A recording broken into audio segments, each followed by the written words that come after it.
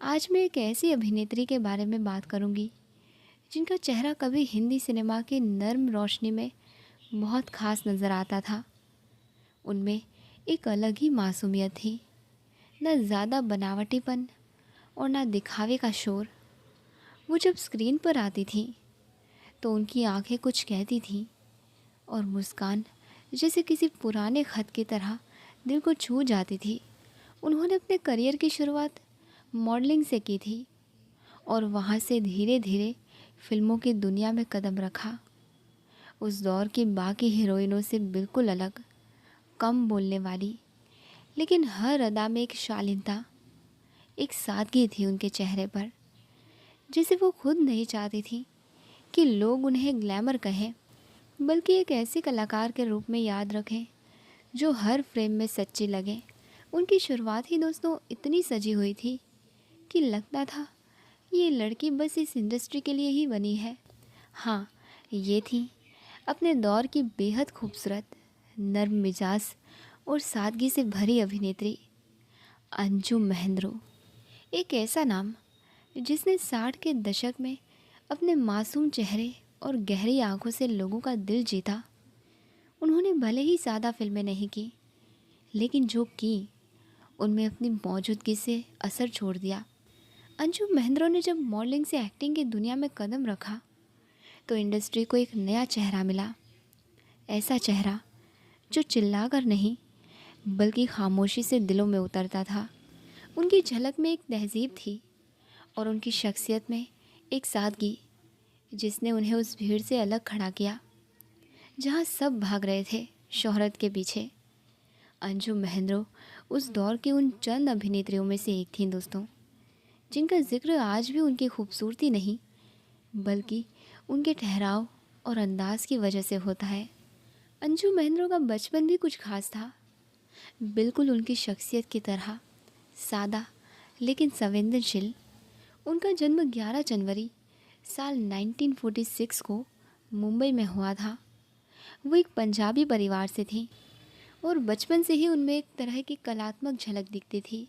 कहते हैं दोस्तों कि अंजू जब छोटी थी तो उन्हें सजने संवरने का बहुत शौक़ था, लेकिन ज़रूरत से ज़्यादा बोलने में कभी दिलचस्पी नहीं ली। वो शांत स्वभाव की थी। दूसरों को गौर से सुनना, खुद में खोए रहना और ख्वाबों में डूब जाना, यही उनका अंदाज़ था। उनकी पढ़ाई लिखाई मुंबई में ही हुई, लेकिन पढ़ाई से ज़्यादा उनका झुकाव कला, फैशन और ख़ूबसूरत चीज़ों की तरफ था। किशोरावस्था में ही उन्होंने मॉडलिंग की दुनिया में कदम रख दिया था और वहीं से उनके फिल्मी सफ़र की शुरुआत भी होने लगी। कई बार ऐसा होता है दोस्तों कि इंसान का बचपन ही बता देता है कि वो आगे चलकर क्या बनने वाला है। अंजुम महेंद्रो का वो सादगी भरा लेकिन अंदाज में डूबा बचपन भी कुछ ऐसा ही था। अंजुम महेंद्रो ने अपने करियर की शुरुआत बतौर मॉडलिंग की थी। उस दौर में जब फिल्म इंडस्ट्री में ग्लैमर धीरे धीरे पैर जमा रहा था, अंजुम महेंद्रो अपनी मासूम और नेचुरल खूबसूरती के चलते मॉडलिंग की दुनिया में एक अलग पहचान बना चुकी थी। उनकी स्क्रीन प्रेजेंस इतनी सधी हुई और प्रभावशाली थी कि मशहूर फिल्म निर्माता राज खोसला की नज़र उन पर पड़ी।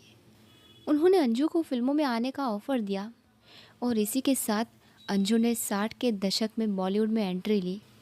इसके बाद उन्होंने कुछ और फिल्में की, जैसे ज्वेल थीफ, बंधन, इंतकाम और कुछ पंजाबी फिल्में भी। हालांकि वो कभी मेन स्ट्रीम की टॉप हीरोइनों की भीड़ में शामिल नहीं हुई, लेकिन हर फिल्म में उनकी एक अलग मौजूदगी महसूस की गई, क्योंकि उनकी एक्टिंग में एक ठहराव और एक खामोश अंदाज था। करियर की शुरुआत में ही उन्होंने साबित कर दिया था कि उन्हें रोल्स की लंबाई से नहीं, उनकी गहराई से फ़र्क पड़ता है। अंजुम महेंद्रो और राजेश खन्ना, ये दो नाम कभी हिंदी सिनेमा की सबसे चर्चित और दिलचस्प जोड़ियों में गिने जाते थे। इन दोनों के बीच का रिश्ता सिर्फ फिल्मों तक सीमित नहीं था, बल्कि रियल लाइफ में भी इनकी जोड़ी ने खूब सुर्खियां बटोरी। जहां एक तरफ राजेश खन्ना बॉलीवुड के पहले सुपरस्टार बन रहे थे, वहीं अंजुम महेंद्रो एक शांत और सौम्य कलाकार के तौर पर अपनी जगह बना रही थी। दोनों की मुलाकात तब हुई जब राजेश खन्ना फिल्मी दुनिया में अपने कदम जमा रहे थे। कहा जाता है कि अंजू, जो पहले से ही मॉडलिंग और फिल्मों से जुड़ी थी, उस वक्त राजेश खन्ना से ज़्यादा स्थापित थीं। धीरे धीरे ये मुलाकातें नज़दीकियों में बदलीं और इनका रिश्ता इंडस्ट्री में एक चर्चित प्रेम कहानी बन गया। दोनों साथ में कई जगहों पर देखे जाते थे और मीडिया ने भी उन्हें परफेक्ट कपल का नाम देना शुरू कर दिया था। हालांकि हैरानी की बात यह है कि अंजू महेंद्रो और राजेश खन्ना ने साथ में ज़्यादा फिल्में नहीं की। इनकी जोड़ी असल ज़िंदगी में बहुत ज़्यादा मशहूर थी बनिस्बत फिल्मों के। कुछ फिल्मों में दोनों ने छोटे या साइड रोल्स में स्क्रीन शेयर किया, लेकिन किसी भी बड़ी रोमांटिक लव स्टोरी में दोनों को साथ नहीं दिखाया गया। शायद क्योंकि इनका रिश्ता रियल लाइफ में ही एक फिल्मी कहानी बन चुका था। उनकी लव स्टोरी में सब कुछ था, प्यार, वादे, गलतफहमियाँ और आखिरकार एक अधूरापन। कहा जाता है कि राजेश खन्ना अपने करियर के पीक पर थे और चाहते थे कि अंजू जल्दी शादी कर लें, लेकिन अंजू अपने करियर को लेकर उस वक्त और समय चाहती थी। इन्हीं मतभेदों के चलते दोनों का रिश्ता टूट गया। इस जुदाई के बाद राजेश खन्ना ने डिम्पल कपाड़िया से शादी कर ली, जिससे अंजू पूरी तरह टूट गई थी।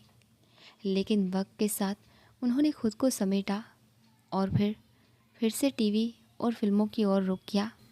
खास बात यह है कि सालों बाद जब राजेश खन्ना बीमार पड़ने लगे, तो वही अंजू जो कभी उनका प्यार थी, उनके आखिरी दिनों में उनका बहुत सहारा बनी। राजेश खन्ना की ज़िंदगी के आखिरी पलों में अंजू उनके बेहद करीब रही, जैसे एक अधूरी मोहब्बत अपने आखिरी सीन को पूरा करने लौटी हो। ये रिश्ता कभी शादी तक नहीं पहुंच पाया, लेकिन जो इज्जत, समझदारी और परवाह इन दोनों के बीच थी, उसने इसे हमेशा के लिए ख़ास बना दिया। अंजू महेंद्रो ने कभी शादी नहीं की। उनकी ज़िंदगी हमेशा से बहुत आत्मनिर्भर रही है। उन्होंने अपनी शर्तों पर जीना चुना।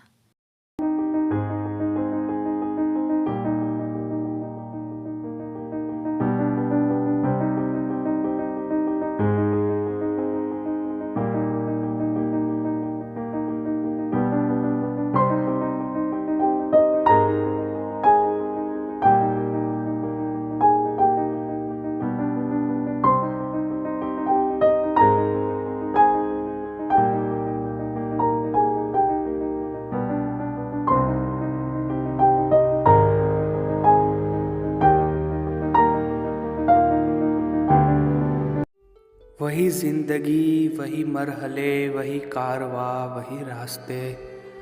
वही जिंदगी, वही मरहले, वही कारवा, वही रास्ते, मगर अपने अपने मकाम पर। कभी तुम नहीं, कभी हम नहीं, क्या हुए वो दिन।